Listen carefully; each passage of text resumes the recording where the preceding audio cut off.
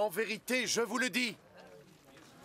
Celui qui n'entre pas dans la bergerie par la porte, mais y pénètre par un tout autre moyen, est un voleur et un brigand. Celui qui entre par la porte est le berger de ses brebis.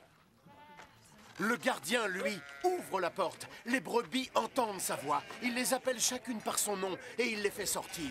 Quand elles sont sorties, il marche devant elles et les brebis le suivent parce qu'elles reconnaissent sa voix. Elles ne suivront personne d'autre. Au contraire, elles s'enfuiront si c'est un inconnu, puisqu'elles ne connaissent pas sa voix.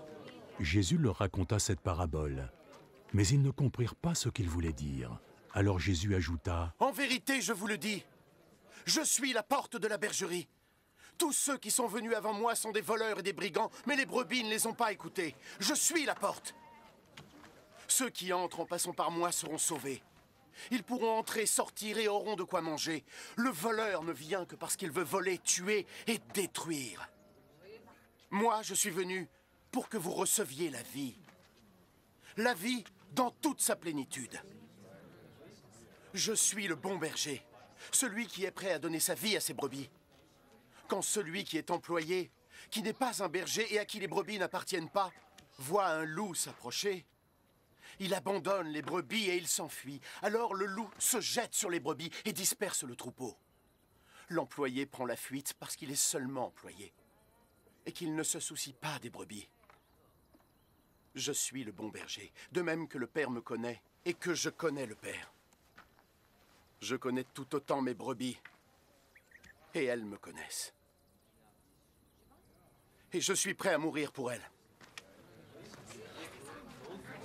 Il y a d'autres brebis qui m'appartiennent et qui ne sont pas de cette bergerie.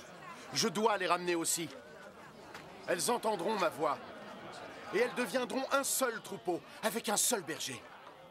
Le Père m'aime parce que je suis prêt à abandonner ma vie afin de pouvoir la recevoir de nouveau.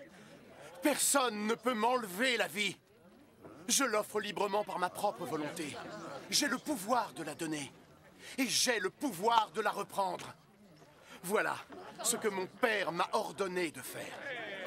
Encore une fois, en entendant ces paroles, les gens furent divisés. Mais il est juste possédé! Oui, c'est un fou. Pourquoi continuez-vous à l'écouter? Un homme qui serait possédé ne parlerait jamais comme ça.